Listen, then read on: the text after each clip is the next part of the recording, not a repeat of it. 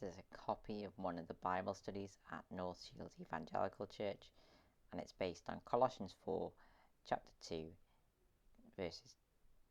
Colossians 4, verse 2 to verse 6. I'll read that now because it's just a short few verses. Continue steadfastly in prayer, being watchful in it with thanksgiving.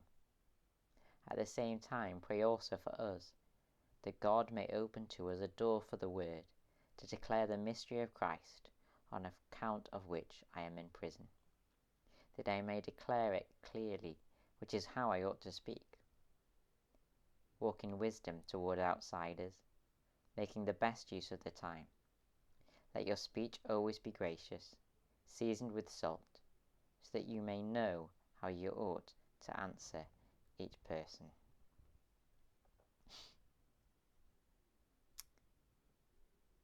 Look at three things today. We're going to look at keep going in prayer, keep sowing the word of God, the gospel. I'm going to look at the third thing, keep knowing, which I'll explain more at the time. So firstly, first thing, keep sowing. Keep going in prayer. I don't know if you've ever got on one of those buses where the journey goes something like this. Single to Whitley Bay, please. Yep, take a seat. Welcome to the 309 Go North East service to Whitley Bay. Calling at Byker, Morpeth, Plymouth, Luton, Sheffield, York, and finally terminating at Whitley Bay.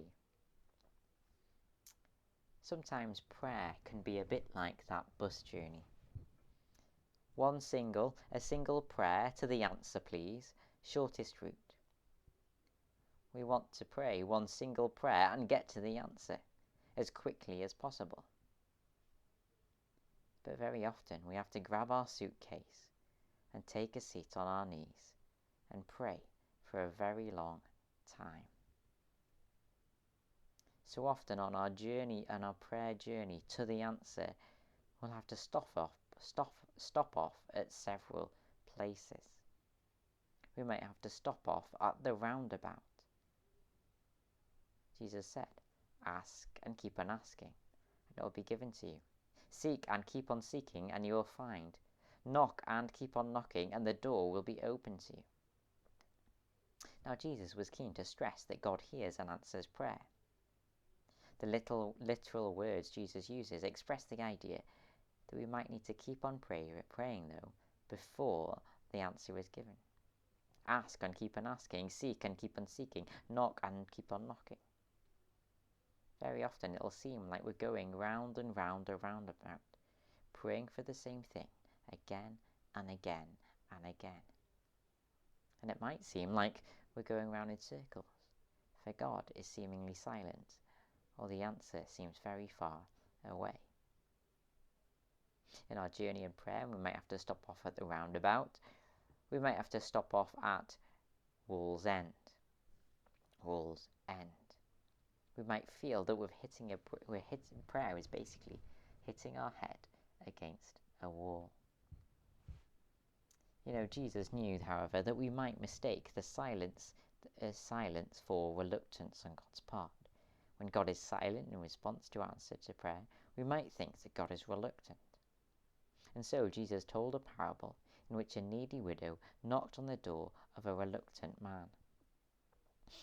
Jesus said, in a certain town there was a judge who neither feared God nor cared what people thought. And there was a widow in that town who kept coming to him with the plea, grant me justice against my adversary. For some time he refused, but finally he said to himself, even though I don't fear God or care what people think, yet because this widow keeps bothering me, I will see that she gets justice, so that she won't eventually come and attack me. Did you hear that? For some time the woman might as well have been banging her head on a bedroom wall as banging on the door of the reluctant judge. The result was the same. nothing changed.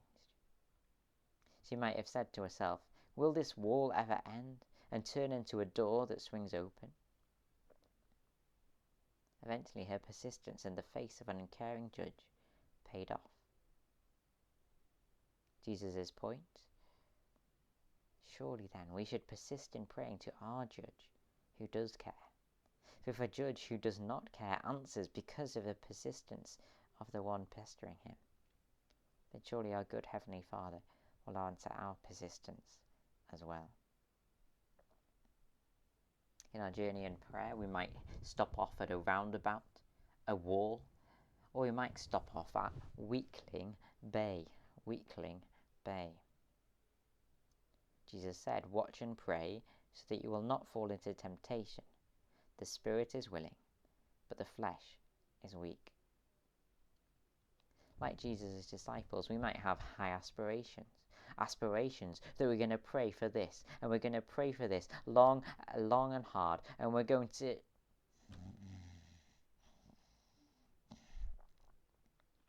there are many human limitations, concentration levels, energy levels, enthusiasm levels, our levels of ability to remember. Our many human limitations mean we fall short of our high aspirations. We can feel weaklings often in the journey of prayer. In our journey of prayer, we might stop off at such and such a place, just past thingamajig and just short of thingamabob. What does that mean? Well, in the book of Ephesians, Paul says, therefore, take up the whole armour of God, praying at all times in the Spirit with all prayer and supplication. When I first read this, it sounded to me like Paul was saying, when you pray, pray. Praying at all times in the Spirit with all prayer. When you pray, pray. Surely when you are praying, right? And yet it's easy for prayer to become such a formality that we're not so much praying, but rolling off a whole list of religious words with the names of people and situations randomly inserted in between. Sometimes when I pray, I do need to stop to check that I'm actually praying, not just going through the motions or repeating words that I said yesterday or the day before. On our journey in prayer, we can stop off of many different places that might discourage us in our journey of prayer.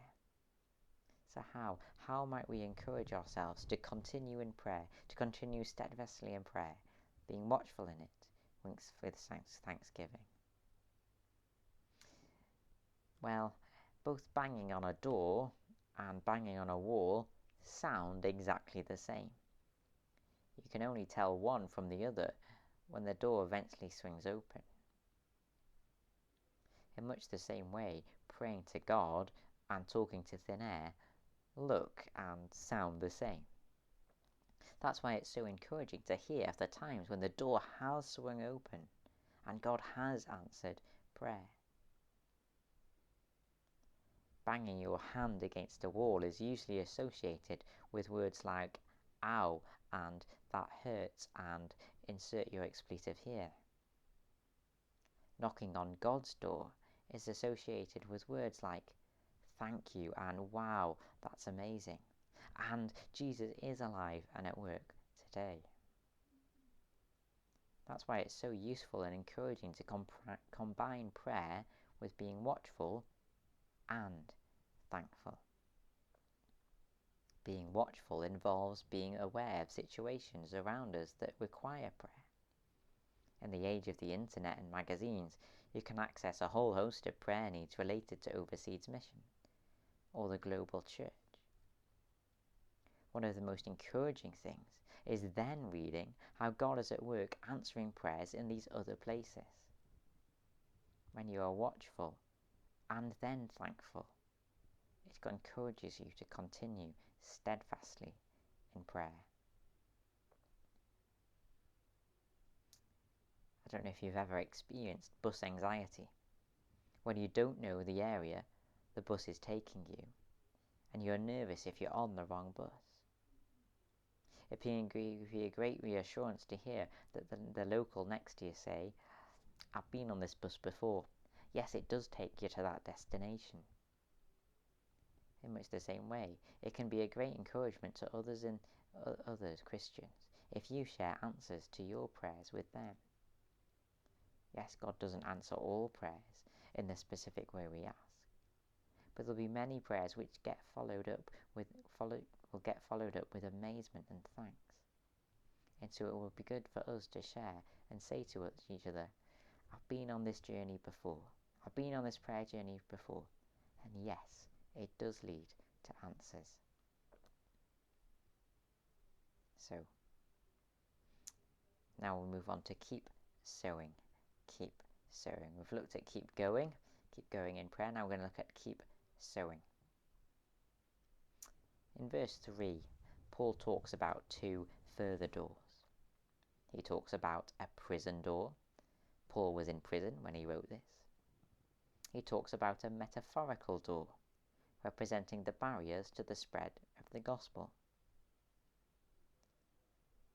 Notice in verse 3 which door Paul asks to open. Which door does Paul ask God to open? At the same time, pray also for us, that God may open to us a door for the word, to declare the mystery of Christ, on account of which I am in prison. Paul's request says so much about his priorities. He's more interested in the door swinging open so that he can spread the gospel. He's more concerned about that than his own escape from prison. Now think about imagine a 21st century prison and picture the door. What might it be made of? How thick is it? How many locks? Which side of the door you stood on? And who has the keys? Now I want you to think about the second door, the door to the spread of the gospel. What is the second door made up of? What are the barriers to the spread of the gospel today? Apathy, antagonism, people are just too busy. People are so filled with prejudices or bad experiences in the past, they just don't want to know. The fact that people don't believe in a thing called truth, everyone's free to decide their own. There are so many, in fact endless barriers and closed doors that you might encounter in your journey to spread the gospel. Hearing all about them can be discouraging. In addition, like a convict in a cell, the locks to these doors aren't on our side. We can't open up people's hearts to receive the gospel. We can't undo the prejudices and misinformation people have heard about Christianity. We can't change back to a culture where people are willing to walk through the doors of a church. The locks aren't on our side. But who holds the keys? Now you might all know the right answer to that question. The answer you expected to give. God holds the keys to these doors. But the extent you and I actually believe this will be shown how much we engage in the activity of verse 3. At the same time, pray also for us, that God may open to us a door for the word, to declare the mystery of a Christ, on account of which I am in prison. The proof that I believe God can open locked doors is shown by my prayer life.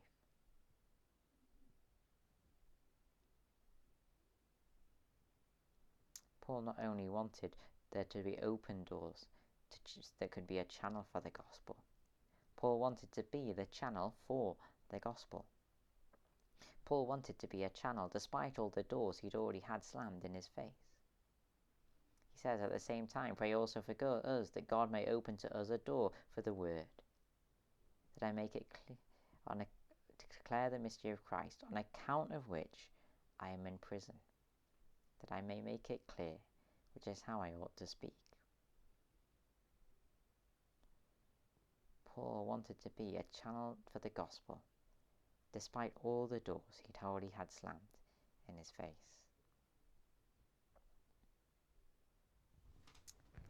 We're going to look at, that's we're done, keep going in prayer, keep sowing the gospel. I'm going to look at keep knowing.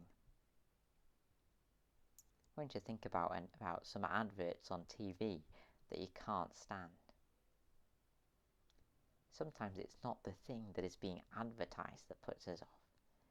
It's the way the message is communicated, or the voice behind it that we really don't like. Paul was eager that we not make the same mistake. Sometimes the method we communicate the message of the gospel might put people off. Sometimes our speech can hinder somebody understanding or their interest levels. Sometimes our actions can cause people to reject the message before our mouth even opens. The opposite is true as well. Certain methods of communicating the gospel might be more readily accepted. Certain actions can warm people up to the gospel and make them more open to hearing about our faith. Certain conversations might be more productive at creating interest in what we believe. For these types of reasons, Paul wrote verses 5 and 6. Walk in wisdom towards outsiders, making the best use of the time. Let your speech always be gracious, seasoned with salt, so that you may know how you ought to answer each person. For the Colossians, to walk in wisdom to outsiders will look different to what it looks like in 21st century UK. Why? Because we need to know how to answer each person, and every person is unique. Walk in wisdom towards outsiders. We need to think what actions, what methods might open people up, and also what actions and methods might make people closed. Let your speech always be gracious. We need to think what might make a non-believer perceive as the opposite of gracious. Let your speech always be seasoned with salt. What conversations might people have a taste for or an interest in? Well, to answer these questions, we have to be like Paul. And something we know about Paul was he wasn't just a great preacher. He was equally a good listener. Because Paul wanted to know how to answer each person, because he wanted to help people understand the gospel, because he wanted people to be interested, Paul first used his ears. I'm going to give you some examples of Paul using his ears before he speaks. Acts 16. Paul wanted to take Timothy along on the missionary journey, so he circumcised him because of the Jews who lived in that area, for they all knew that his father was a Greek. Paul's plan A was to take Timothy with him to speak to the Jews about Jesus. Plan A would probably have worked in other places at other times with other people. But Paul heard the Jews he wanted to witness to saying something like this: Timothy is the son of an uncircumcised Gentile. We're not listening to him. And so, hearing this, Paul adjusted his method so that people would be more open to the message. So he circumcised Timothy because of the Jews who lived in that area. We should never change the message in evangelism, but we should be willing to change the method. If we hear our culture saying that they hate street preachers, or they hate door-to-door ministries, or they hate Bible bashing, well, then we should take that into account. There might be another method that we can use that people will more readily accept. Situation number 2. Then they took Paul and brought him to a meeting of the Areopagus, where they said to him, May we know what this new teaching is that you are presenting? You are bringing some strange ideas to our ears, and we would like to know what they mean. Paul listened to see how open people were. Though he was certainly bold on knocking on doors to see how interested people were, if people slammed in the door in his face, he moved on. But when people had a question they wanted answering or expressed an interest in a certain subject, Paul made the most of that open door. If we listen to find out what people are interested in or the questions that they have, then when we open our mouth, we'll already be talking to them about something they want to know. So think, what subjects might someone be interested in that might be an open door to us sharing their faith? They might have questions like, do Christians really believe X? Or what's your take on Y? Another example of Paul listening. All the Athenians and the foreigners who lived there spent their time doing nothing but talking about and listening to the latest ideas. Paul listened to what the people loved talking about, and then he used this as a bridge to the gospel. Likewise, if someone is interested in music, then tell them why you love or hate Christian music. If someone is interested in sport, then there's a great book. Then maybe you could give them a book about Christian sports stars. If someone is interested in nature, talk about how you see a creator behind the creation. If someone is interested in mental health, talk about how your faith helps you. Not only was Paul a great listener, but Jesus was an excellent listener as well. Obviously, Jesus talked to people about God a lot, but he often let them choose the topic. Many of Jesus' sermons were answers to questions that people asked. Someone asked him, Lord, are only a few people going to be saved? Jesus also listened to people and clarified any misconceptions or misunderstandings that they had. For example, in John 4, Sir, the woman said, our ancestors worshipped on this mountain, but you Jews claim that the place where you must worship is in Jerusalem. Woman, Jesus replied, believe me, a time is coming when you will worship the Father neither on this mountain nor in Jerusalem. Jesus listened to the woman, and he clarified the misconceptions and misunderstandings that she had. Jesus used newspaper headlines to start conversations. Now there were some present at that time who told Jesus about the Galileans whose blood Pilate had mixed with their sacrifices. Jesus answered, do you think that these Galileans were worse sinners than all the other Galatians because they suffered this way? You know, even if people aren't asking questions or have zero interest in spiritual matters, you can generally talk to them about the headlines in the news. So rather than just bemoaning politicians or the state of the world, why not take a talk about the headlines from a Christian slant? Jesus knew his audience and what they'd be happy to talk about, and Jesus thought about the best way to communicate with them. We do good to follow his example. Let your speech always be gracious, seasoned with salt, so that you may know how you ought to answer each person. There's no one-size-fits-all of how to best reach people for Jesus. That's why we need to invest in people, getting to know them, asking questions, using our ears to really listen to them, so that you may know how you ought to answer each person.